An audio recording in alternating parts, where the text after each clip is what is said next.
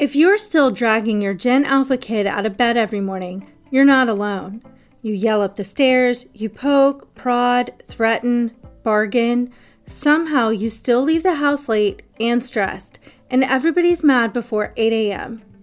In this video, I want to help you retire from being your child's human alarm clock and show you how to move them toward being a self-starter instead, using external cues and smart systems, not more nagging. Welcome to Insights from Insight, Understanding Minds and Supporting Growth, a resource from Insight Education Academy.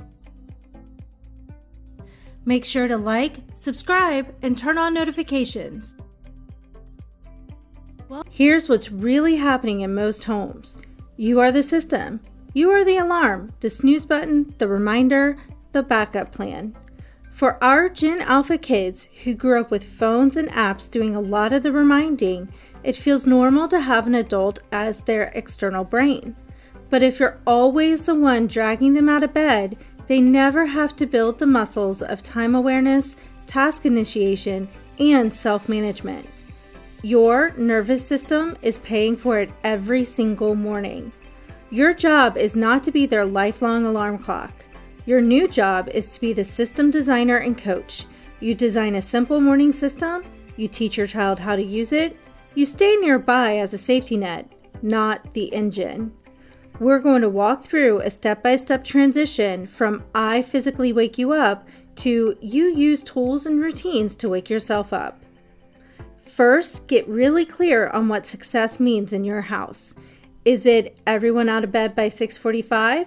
Or is it downstairs dressed, backpack ready by 7:20? Write it down and say it out loud.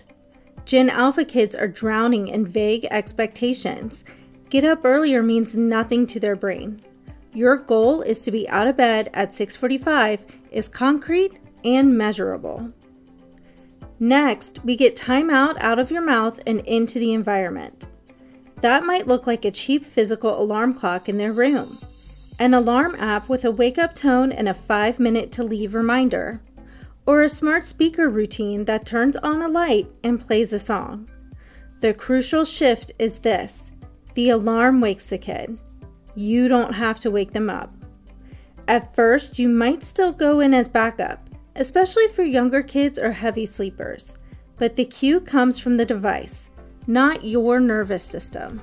Your next step is to turn the morning into a visual routine your child can follow without you. It can be as simple as 1, alarm goes off, 2, sit up, feet on the floor, 3, bathroom, use the toilet and wash your face, 4, get dressed, 5, eat breakfast, 6, brush your teeth, 7, shoes on, backpack check, and 8, out the door. Make it visible, like have a paper chart taped to the wall or a paper with picture icons for younger kids. A digital option would be a basic checklist in their Notes app. For Gen Alpha, who are used to games and apps giving them step-by-step levels, this kind of visual structure is like giving their brain a map instead of yelling directions from the other room.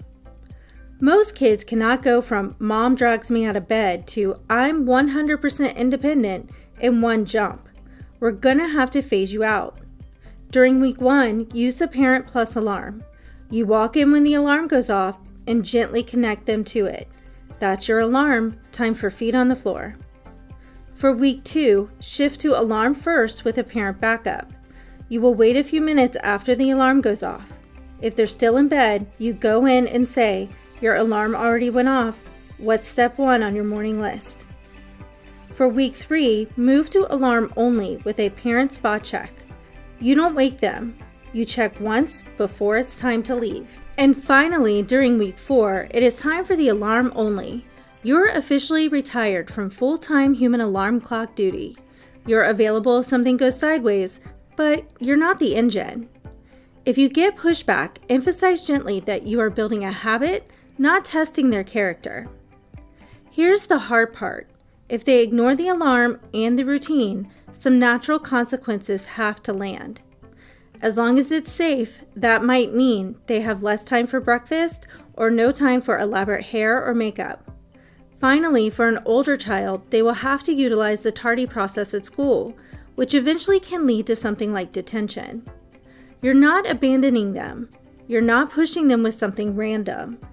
You're just not erasing the outcome of their choices. When they're frustrated, your script will sound like, "Yeah, this morning was rough.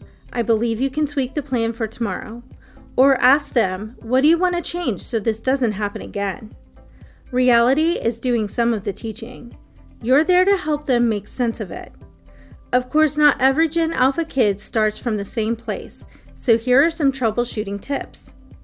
If your child is a heavy sleeper or has sensory differences, you might need stronger cues, like a light and sound, or putting the alarm across the room so they have to stand up. If your child is anxious, preview the plan the night before and reassure them about what happens if something goes wrong. Remind them that you are there to support them and they are not in this alone. If your child has ADHD or big executive function lag, stretch each phase. Maybe each week is actually 2 or 3 weeks in real life, but don't give up on the process because of some backtracking or adjusting needs. The principle doesn't change. You design the system, you give them practice, and you let reality give the feedback. Here is your permission slip. You are allowed to clock out of the human alarm clock job. Your child being a little hungry or rushed one morning is not proof you've failed. It's often proof that their brain is starting to connect. If I want a calmer morning, I have to move earlier. Pick one piece to start with. Buy the alarm. Draw the morning flow. Or start phase 1 this week. Your real job isn't to wake them up forever. It's to help them wake up to themselves. Thanks for watching, and make sure to like, subscribe, and turn on notifications so you don't miss the next episode of Insights from Insight.